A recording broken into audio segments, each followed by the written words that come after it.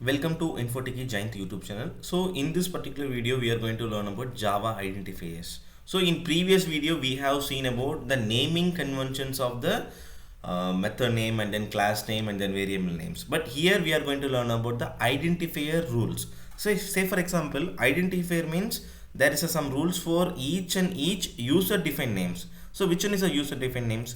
Let's say here public class both are is a one kind of keyword which will be helping for creating a class. So here this particular place you can able to give any name. Let's say example infotechie, techie giant and then techie info, whatever the name as per the user wish you can give the name. So those are all called as a identifiers. So identifiers are very important for mentioning any variable and then class name, method name. You should follow some rules. And this identifiers we can able to start with only the alphabets, any caps letter A to Z or small letter A to Z. Otherwise you can able to start with some currency character also and then underscore character also. But if you are trying to use any and symbol and then hash symbol, surely it will not accept it. Only this three things can be acceptable. Either alphabets initially it can start, otherwise dollar sign or underscore sign can be used. Let's say example, I have a one variable. So variable name is ABC. Yes, it is possible, it is accepted, there is no compile time error. So if I have another one variable called A and then BC, so B is a caps and then C, it's also not an issue. I am starting with a first character as a alphabet as a small character. Here I am starting with the uppercase of the alphabet. So this is not an issue. It's a legal identifiers.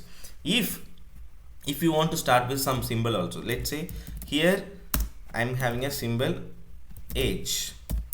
Yeah, this is also accepted. Java has been accepted this line also. So we can able to start any identifier with dollar sign also. If you want to start with underscore, let's say underscore name.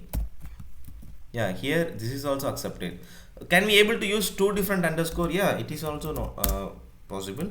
If you are having a 2 underscore 3 underscore and then roll number, yes, obviously it is accepted.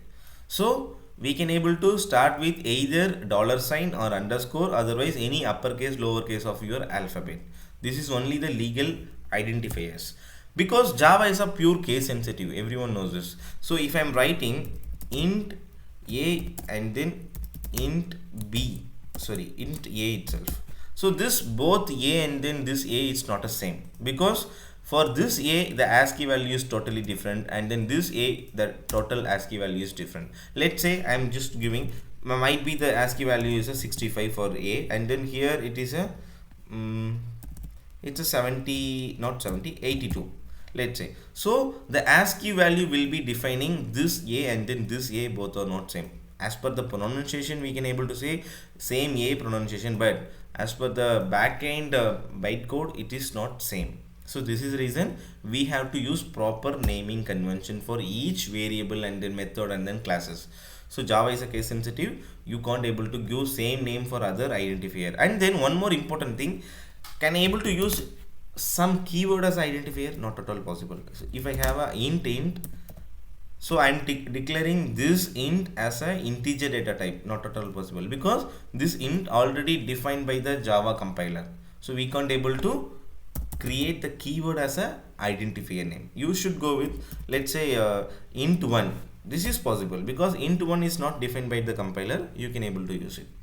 So this is the reason we are following the identifier. If you are starting with some for example hash abc, it's a legal or illegal, it's a pure illegal identifier. Surely it will not allow for compile time error itself.